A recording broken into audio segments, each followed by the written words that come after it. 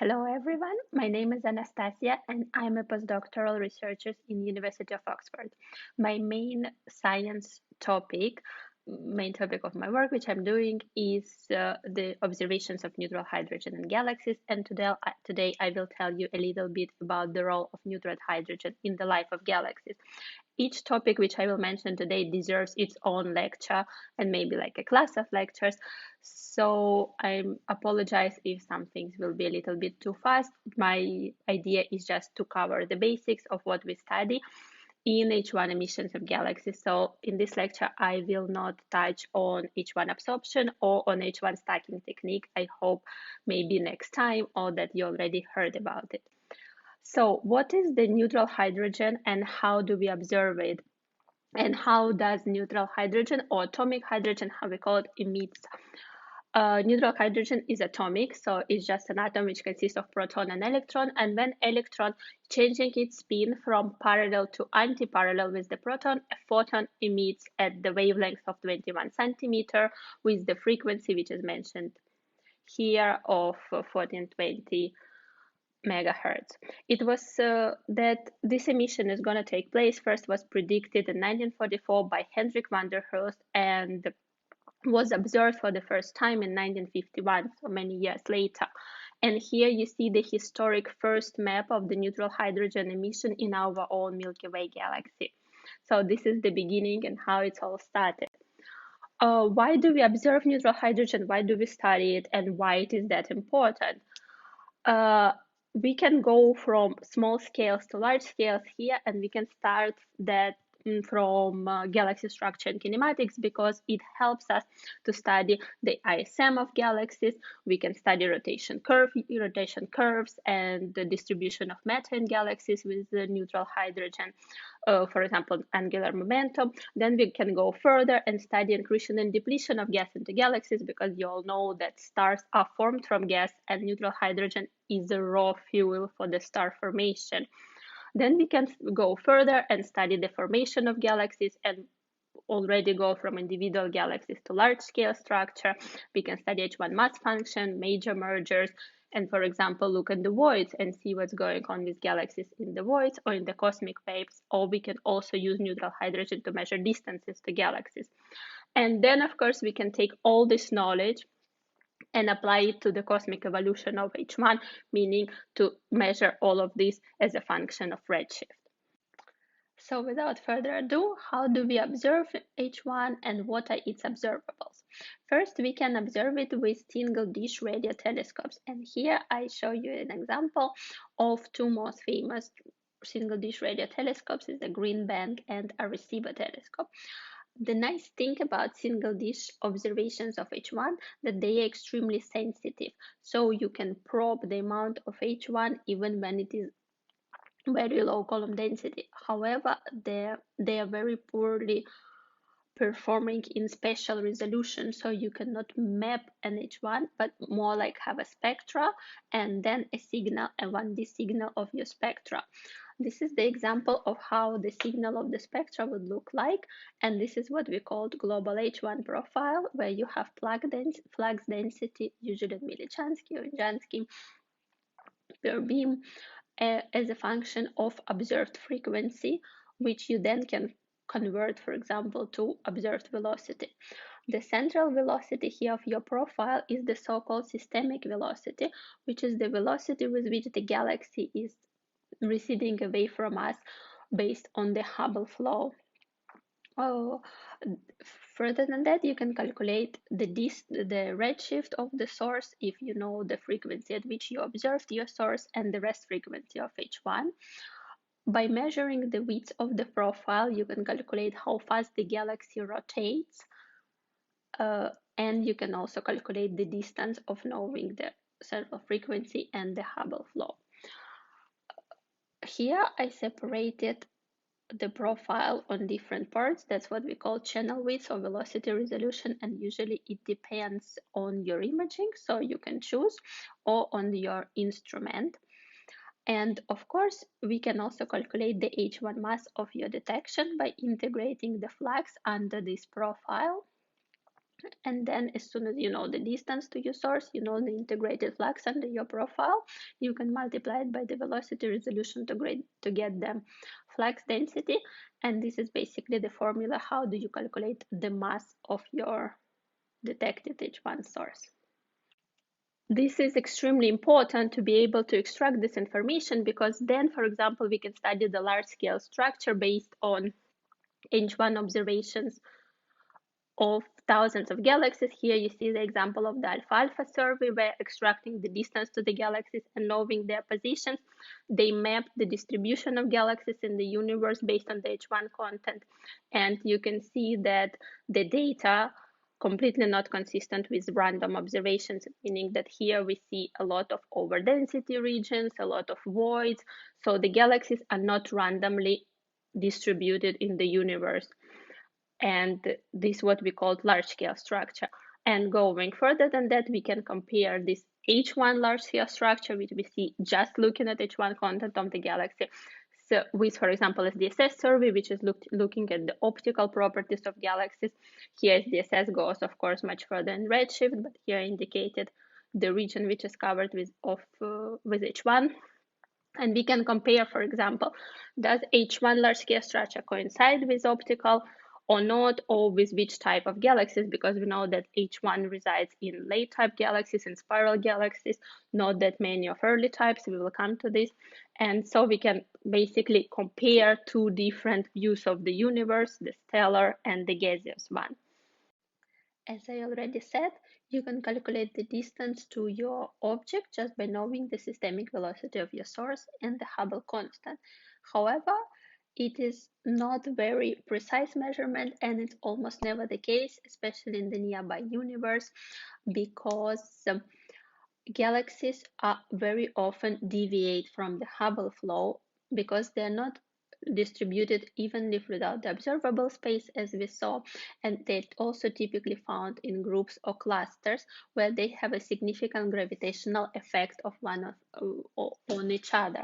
Therefore, in this case, your systemic velocity will not only represent your Hubble flow and distance to your source, but it also will include this peculiar velocity, the velocity, that component of galaxy velocity that deviates from the Hubble flow due to the gravitational effect of its neighbors. And therefore, you would not know neither the peculiar velocity nor the distance to your object. You have two known quantities like your systemic velocity and Hubble flow, but you will not know neither distance nor the peculiar velocity. However, we are lucky because H1 has various scaling relations associated with that. And one of the relations is the so-called Tully-Fisher relation, which was discovered by Brent Tully and Richard Fisher in 1977. There, they took a sample of galaxies and they plotted their total luminosity versus their rotational velocity, which they derived from H1 observations from the width of the global H1 profile. They found that there is a very tight correlation between the luminosity and velocity and galaxies lying on a straight line in the log-log scale.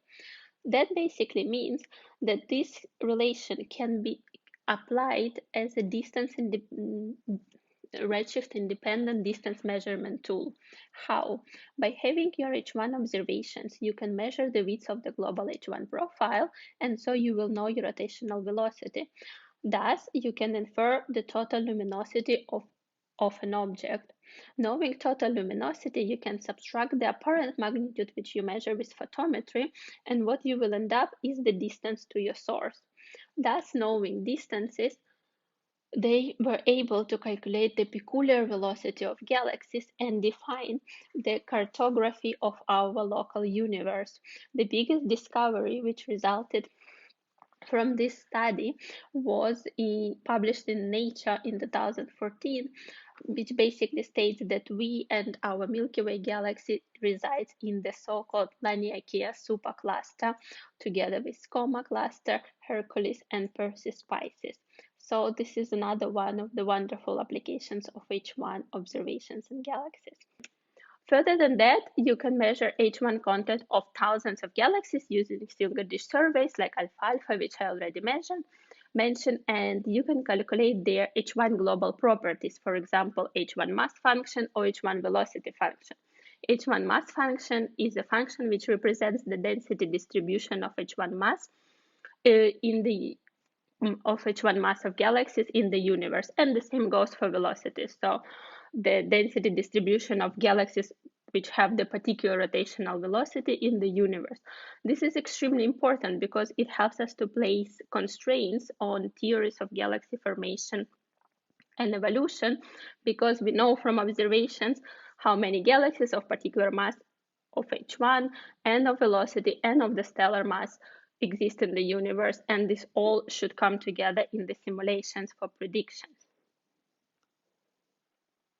Further than that, knowing the H1 content of galaxies plus knowing their stellar mass, we can compare the relation between H1 mass and, for example, stellar mass of galaxies, which we see here on the plot. And here we immediately see that, yes, H1 is a raw fuel for star formation. However, galaxies do not form directly from H1. Some more physical processes should happen to cool down H1.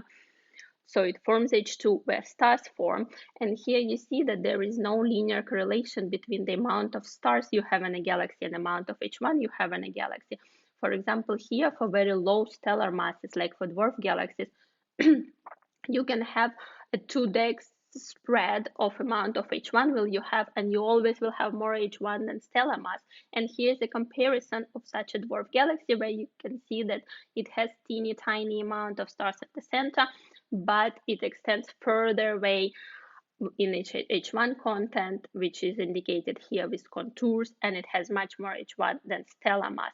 The same you can see here for the high mass galaxies, that there is an upper limit of amount of H1 your galaxy will have, and which will not increase as soon as you're increasing the stellar mass. So it's also extremely important to put these constraints on theories of galaxy formation evolution, and for us to know how stellar mass relate to the H1 content of a galaxy. And here I have my first take-home messages for you about the observing H1 with single dish radio telescopes, large surveys, thousands of galaxies. That observations of neutral hydrogen open up a completely new window of galaxy formation evolution mechanisms, because now we can directly look into the raw fuel for the star formation and for the galaxy formation. Global H1 relations, the one which I already mentioned, such as H1 mass versus stellar mass, H1 mass function, H1 velocity function, or the Tully-Fisher relation, put important constraints on cosmological models of galaxy formation and evolution, because the challenge for any particular simulation or any particular theory of galaxy formation is to reproduce very accurately these observed functions simultaneously. And of course, the neutral hydrogen serves as the raw material for the buildup of stellar mass, but stars do not form directly from H1. Saying all this, of course, we want to not to just know the content and 1D distribution of H1, but we want to know more. We want to know how H1 is distributed within every galaxy, what's going on within every galaxy. And for this, we already don't need single dish radio telescopes. For this, we need H1 radio interferometers.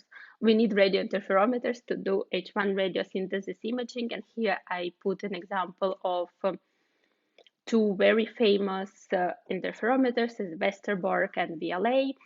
And what is H1 radio synthesis imaging? It means that from 1D distribution of H1 as a flux as a function of velocity or frequency, you can observe H1 in sort of 4D, where you have spatial distribution within your galaxy, you have frequency, and each pixel of your galaxy also has information about the flux. This is possible because, as I already mentioned, single dish radio telescopes have very large point spread function, very large beams, so they have high sensitivity but no resolution.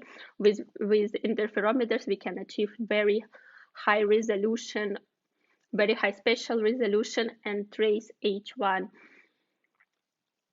in H1 distribution within the galaxy disk. As you can see here, again, I will show the video. So we have spatial distribution distribution and velocity, and each pixel contains information about the flux. So it's sort of a 4D data with which we can study further the galaxies and the H1 in galaxies.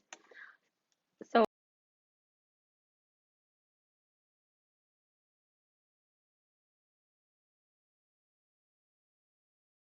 let's look in more detail how it works. Remember, from our single dish of H1 observations, we have a global H1 profile. Now imagine that for every tiny channel, which is shown here, we can map special distribution of H1 at that velocity. And here you can go channel by channel, and at every channel you map a special distribution of H1 in a galaxy. And we call those things channel maps, as you can see here, that the distribution, the shape of the distribution of H1 will change from channel to channel. And here we go from higher velocities to lower velocity, and the shape is changing. Now imagine if you will take these channel maps and you will do sort of a cartoon, you will swap them very fast one for another one, you will see that that the distribution of each one will be changing. From one blob it will open up the way here in the center, will sort of have two blobs, and then again will close up. This is what we call a data cube. This cartoon is the data cube. We can go through and see the distribution of each one within one galaxy, and this change in the shapes we call the butterfly diagram. Now imagine if you combine all those shapes together in one map. Here's what you will have. On the left, you see the H1 map of a galaxy, and you see 895 of H1 distribution. So each distribution here, which you see in gray and blue contours, we basically combined into one galaxy and into one map. Here you see the other map, which is called the velocity field, or the velocity map of this galaxy, and this was constructed a bit differently. We colored in blue the central velocity, and the other parts we colored in white the central velocity, and the other parts, like for example lower velocities, we colored in blue, and the higher velocities we colored in red. And this is the map of the velocity which we obtained for this galaxy. So this is the basic principle. We will talk about it further, but this is just an idea how we can go from the single global H1 profile to channel maps, to different maps which represent either the intensity of each one within one galaxy or the velocity of each one within one galaxy. And that's how we can obtain what we call a velocity field or a moment map. So here already now every pixel has information not about the flux of your source, but of the velocity with which your galaxy is rotating, plus the velocity with which the entire system is going away from you. That's why you see that the systemic velocity of the system here indicated here, or for example, it's the middle of your global H1 profile. It would be around 1,250 kilometers per second.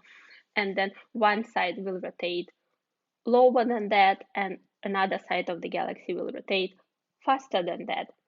And why, we will come back to it later when we will talk about H1 kinematics of galaxies. By being able to map H1 intensity or H1 surface mass density of galaxies, by being able to obtain those maps, we can study the H1 properties of the galaxy and the so-called H1 scaling relations, for example, H1 mass size relation. It's an extremely mysterious relation, and you will just see why. For example, if we have an H1 surface mass density map, which you see on the top left, we can feed a 2D Gaussian function, or we can feed a set of concentric rings around it and calculate the mean H1 surface mass density, which we then can plot as a function of radius, which you see in the bottom left plot. The normal convention, the normal notion suggests that as soon as your surface mass density reaches 1, the radius at which it reaches 1, it is your h1 radius, and if you multiply it by 2, this is your h1 diameter. 1 is chosen because usually at least 90% of the total h1 mass resides within this diameter, within this radius. So you can measure how extended your H1 surface mass density profile, what is the diameter of your galaxy, and then you can measure mass within each of this diameter. And if you plot them on log-log scale, you will find out that there is an extremely tight correlation between H1 mass and H1 diameter, which has an extremely tiny scatter of around 0.1 dex. More than that, every galaxy ever observed with interferometer does fall on this relation independently on its morphological type or survey it was observed with, and therefore you see on the central plot that this relation covers a huge range of H1 masses and of H1 diameters, and they all fall on this correlation. This is fantastic because if you want to calculate then the average surface mass density of your disk, meaning that you take your H1 mass and you divide it by the area of the disk, you will find out that every galaxy, independently on its environment or its morphological type, does have a constant surface mass density, as you see here on the second formula. This is one of the most interesting and fantastic scaling relations for each one, and so far it's been proven to work for every galaxy in the universe which was observed. Let's see now here what happens when we compare H1 disks of galaxies to their stellar disks, and here you see 4 just spectacular examples on how different the H1 disks are. You see stellar light on the left of each image and H1 distribution to the right. And the first striking thing which we notice is that H1 disks are extremely much more extended than the stellar disk of the galaxy. Especially you see the example of NGC 5055, where you see that the stellar disk is extremely tiny, and then when you look at the galaxy with the radio telescope with H1 eyes, you see that it is really spectacular and the disk has warps and it reaches far beyond the optical radius. Why is this important? It will come to the importance when we will talk about H1 kinematics, but basically H1 disks extend much further optical radius and much further into the dark matter halo. That's why they are the excellent tracer of the gravitational properties of the dark matter halo, and we will talk about it further when we will discuss H1 kinematics. H1 wonderful properties don't end there, and one of the most specific and spectacular properties of H1 in galaxies is that it is an excellent tracer of environment. Before you will see any transformation or anything, any processes, anything at all happening to your galaxies in the stellar light, you already can see in H1 what is going to happen with your galaxies when they fall into certain environment. For example, here you have M81 group. It's one of the most spectacular one of the first groups observed in H1. And you see on the left, optical light. You see, it's pretty boring. You have galaxies, you can see that they are in the group, but you think they're pretty much isolated and nothing is happening with them. However, when you will look at the H1 map of the same group at your right, in blue, you see that fantastic things, fantastic transformational things already happening to every galaxy in this group. For example, you see stellar H1 streams that they 3 galaxies all connected in the same H1 envelope. They are all connected through H1 bridges and streams. So the pre-processing, so the transformation of galaxies by the environment is already happening to the group, but you can never see in the stellar light, but you already can trace this in H1 and see what can further happen to this group. The same interesting example you can see here at NGC 691 group, where galaxies not only share common H1 envelope, but you see that there is a huge H1 cloud just in the center of the group. So H1 cloud separated while the galaxies were merging and interacting within the group, and it's sort of free floating tail of probably the merger which is happening at the top right. And again, if you will look on the background picture without the H1 contours, you will never be able to say what is going on in this group. So these interactions in group we call pre-processing, and it's basically what happens to galaxies just before they start to merge and what happens to them due to the environment, such as transformation. The other interesting example was published very recently. It's a very new data from Meerkat. It's NGC 7232 group, and again you see there are many wonderful little galaxies there in one group, and they're all connected with this debris and tails and bridges of H1, which basically envelops it into one big H1 mess. However, not all groups are like this. For example, some groups are at their very early stage of assembly, and here you see the example of one of them. It is a group which was very recently discovered by Meerkat. And here you see a group which is in a very, very early stage because the galaxies are already assembled in the group. However, most of the H1s, which you see here in red contour on top of the stellar disks, are not perturbed yet. So the galaxies are just assembling to the group. However, there is no pre-processing yet started, and the H1 content is mostly not disturbed. Maybe a part of this merger at the top right, where you see two distinct galaxies in optical which share a common H1 envelope. So this is important to note, and important to notice that H1 traces environment. It's the first component which will be affected by the environment of galaxies.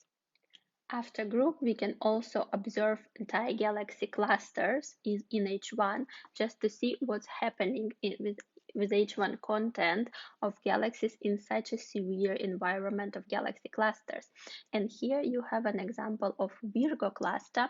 Here you see in the center very bright X-ray emission, and with different colors you see wonderful morphology of H1 disks of all galaxies which are within Virgo cluster.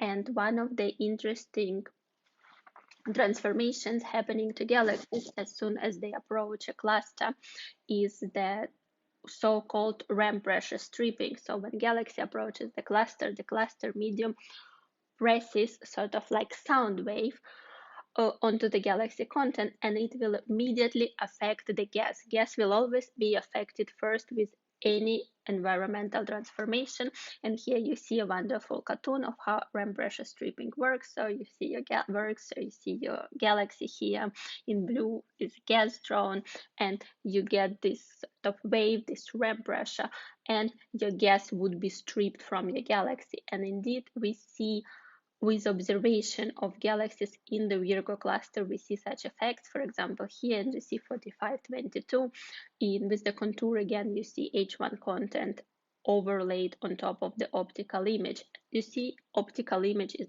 undisturbed, so the galaxy stars are still in place, but already something is happening with its gas content. It's been pressured, and soon it will be stripped from the galaxy. That's how galaxy will lose its gas.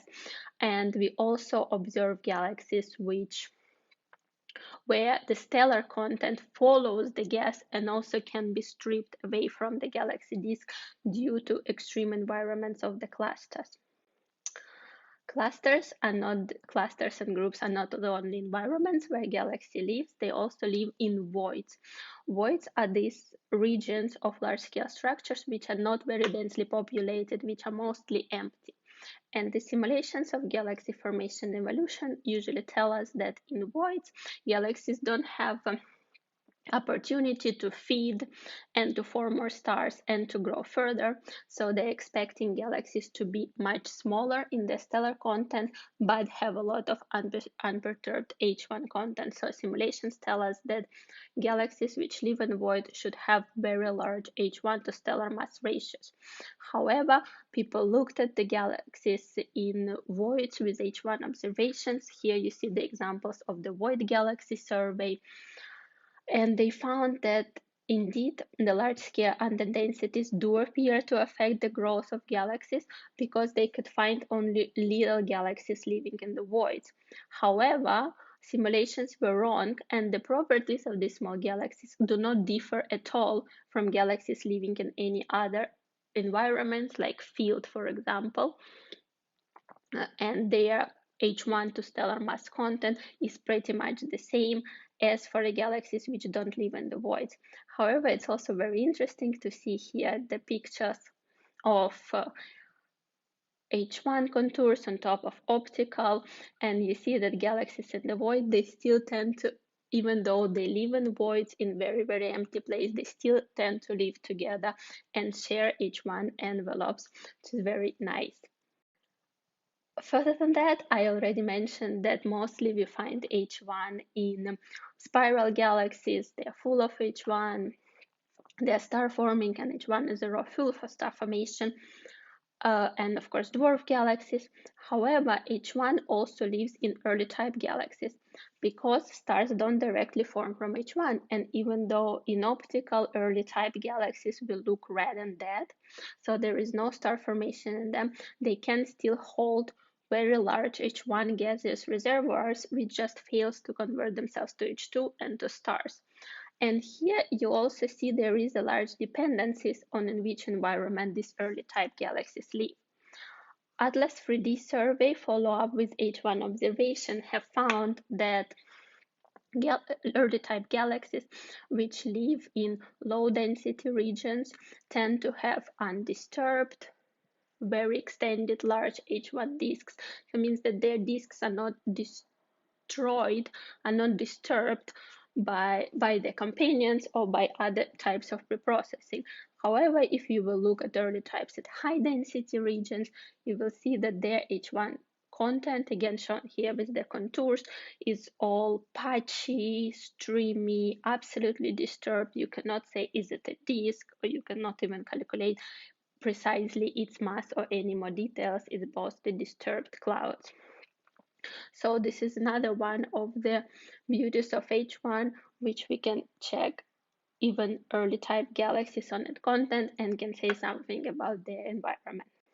And here arrived then my second part of the take-home messages is that imaging of H1 morphologies will reveal a wealth of information to observer about physical processes which are extremely relevant for galaxy formation and evolution, for galaxy transformation mechanisms, and they are not detectable otherwise because H1 is the main tracer of the environment and the first tracer of the environment and the pre-processing of galaxies within this environment. H1 disks extend far beyond optical radius into the dark matter halo, and we will see the application of it further.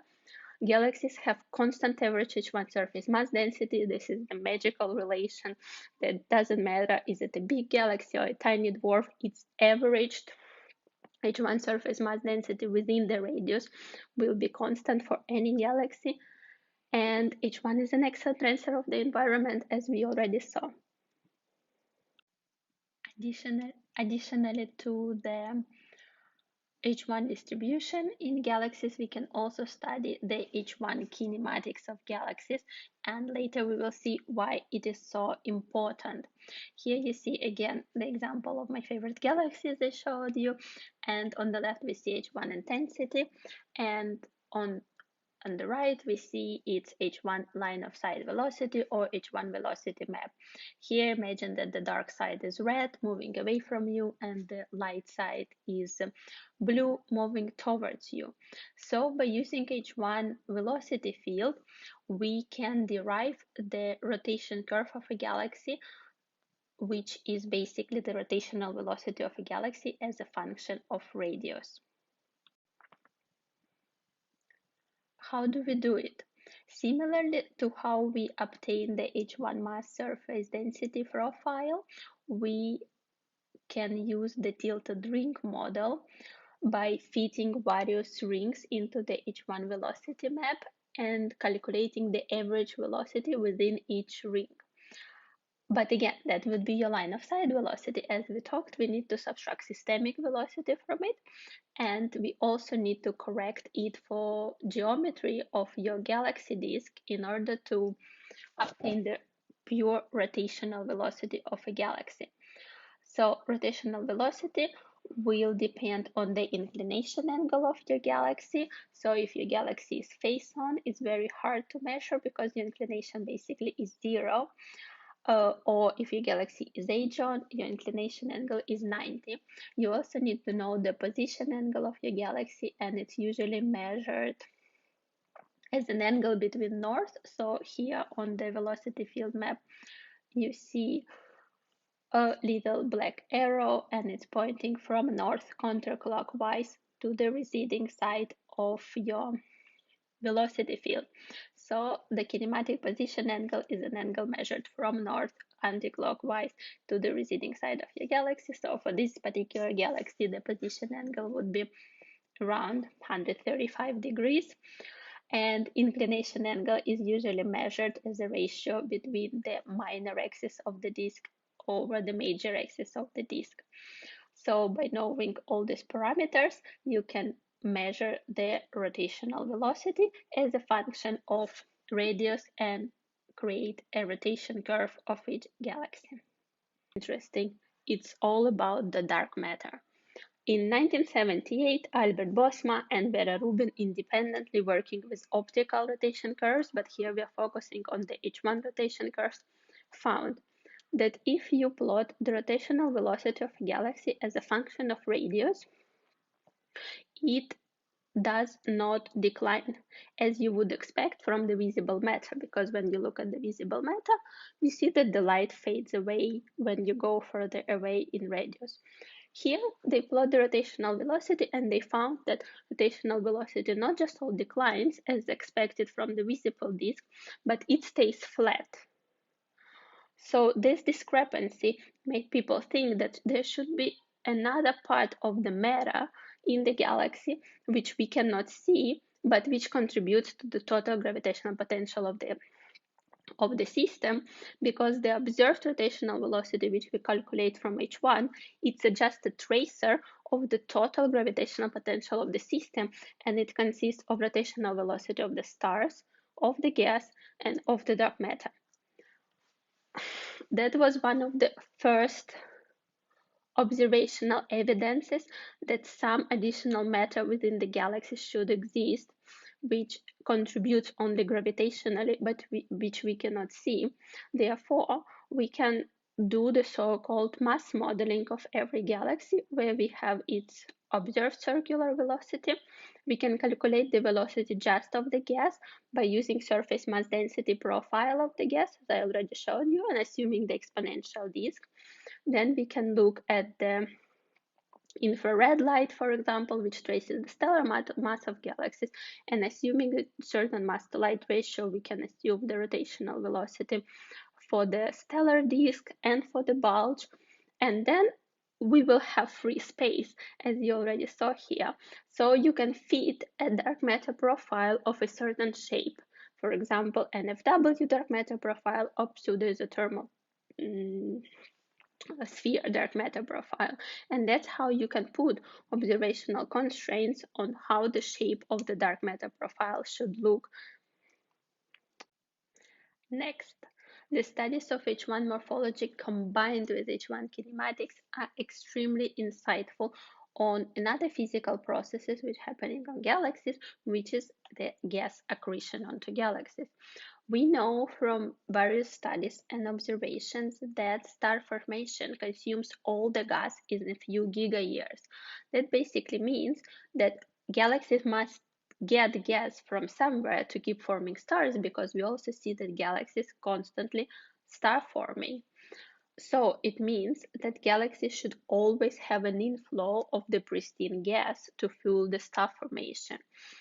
To date, there are discussed two different modes of gas accretion onto galaxies. The hot mode, which is more applicable to the large galaxies, and basically what's happening in the hot mode, that you have your galaxy disk and your galaxy is surrounded by the hot corona, which is consist of the hot gas. Then, as soon as the star formation happening, it expels gas from the disk onto the corona, and that gas is ionized but also H1, so cool disk being expelled into the hot corona. As soon as the cold disk arrives to the hot corona, it starts to condense and to cool the material in the corona while it's falling back into the galaxy, bringing with itself new material, the condensation from the corona, back into the disk. This mode is called hot mode because of the hot corona, and its mechanism is considered to be through the galactic fountains effect. When you expel the cold gas, it cools down corona material and brings more cold gas into the disk, which will be sustainable for star formation.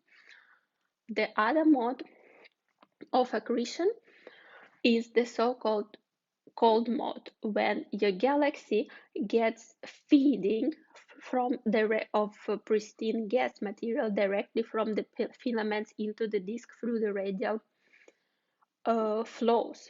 However, this has never been observed so far, and only simulations tell us that this mechanism is possible and takes place, and why we will see later. So how do we observe accretion using H1 observations of galaxies? Here is the first example of a galaxy which you already saw today, NGC 6946. And if you will look at its neutral gas map, you will see that it has various holes of ejected material. So there is no material, there is no H1, there are holes, or the so-called expanding shells, which form due to supernova explosion. When supernova explodes, it expels H1 material into the hot corona of a galaxy, which we talked already about, and this expansion and this expanding shell can trigger new star formation due to the shocks. And here you see the example of H-alpha of the similar region where the new stars are being formed. If you will look at the position velocity diagram of this galaxy, position velocity diagram means that you take a slice of radius versus your velocity of the position along the disk, along your major axis, versus velocity. You will see that you have material of H1 in your normal disk. It is the plot in the center, and then you have the so-called extraplanar gas, or it's also called beard because it's sort of a beardy structure just below your normal disk gas. It is below, which tells us that it rotates with lower velocity than the main disk, than the gas in the main H1 disk. Therefore, it's suggested that it's not resides in the disk plane, but it is more of the extraplanar material, and it's considered to be the gas which after being expelled by the supernova explosion brings back the corona material with the low, that's why it's like hanging there with its lower velocity. And here you see the example of NGC 925, again the position velocity diagram. One side is approaching side, one side is receding side, and with the cyan contours you see the main disk, and then you see a lot of residual of this bearded or extraplanar gas. So the observations of this extraplanar bearded gas were one of the first observational evidences of accretion in action, and many simulations and models do confirm that it is a possibility. If you will look at the upper panels of NGC 925, you see that on the left side H1 map has much less material than H1 map on the right side. So the right one, which has much more gas, was observed for longer integration time with a higher sensitivity instrument, and which was able to map this low column density extended H1 emission, which otherwise is not detected on the instrument with not that high sensitivity, or which was not observed for such a long time. That's why to study this sort of effects, it's extremely important to have instruments which have extremely good sensitivity, extremely good resolution, or you need to spend a very long amount of integration time in order to try to map this low column density H1 gas, which is considered to be the tracer of the gas accretion. So here we arrived at my take-home messages number 3, that H1 kinematics is extremely important, and the studies of H1 kinematics are extremely important, and they reveal physical processes that just like not seen otherwise, or very hardly seen otherwise. It provides evidence of gas accretion, which sustains star formation. It sheds the light on dark matter, and it puts constraints on cosmological models of galaxy formation evolution. Yet again, for example, with rotation curve decomposition and mass models, we can constrain the shape of the dark matter halo density profile. So far, I hope I convinced you that H1 is just wonderful, great, and exciting thing to study in astrophysics. It opens up a completely new window of observations. We can put so many constraints, we can learn so many new things. However, H1 has its limitations, unfortunately, and one of those limitations that H1 is extremely faint. You need extremely long integration time and extremely high sensitivity in order to detect it. That's why H1 observations for now are very limited to the local universe, which is below Z0.1, and of course all instruments which don't have enough sensitivity or enough resolution, because you need a combination of two. It's very hard technically, and therefore they have technical limitations. Here you see example of the measured H1 density as a function of redshift. This you see at higher redshift is constrained above 2, it's constrained more or less fine due to absorption techniques, which we'll not be talking in here. However, if you will see at redshift from 0, where everything is constrained well, all the way to redshift 2, there is almost no constraints because we cannot probe H1 in those redshifts so far due to its faintness and technical limitations. But of course, complications doesn't mean that nobody tried or that's never done before. There are various surveys like BODIS or CHILES, which were devoted specifically to observe very small area, very deep, in order to try to map H1 at higher redshifts. Here on the left, you see the example of the redshift versus positions of the galaxies. We already saw this slide before. The gray tip of it is the ALFALFA survey, which I mentioned already, and the two symmetrical beams, very narrow beams, are the two clusters, Abell 2192 and 963, which was observed by BODIS survey using Westerbork over this redshift range, and they have a couple of detections of galaxies.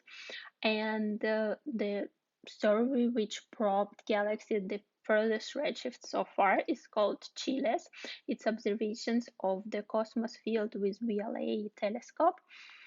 And the furthest galaxy they discovered in H1 resides in redshift 0.376, and you see it here, it's H1 contours overplotted on top of the optical image, and it was extremely exciting. And this is indeed a discovery because it's the furthest away H1 galaxy ever detected.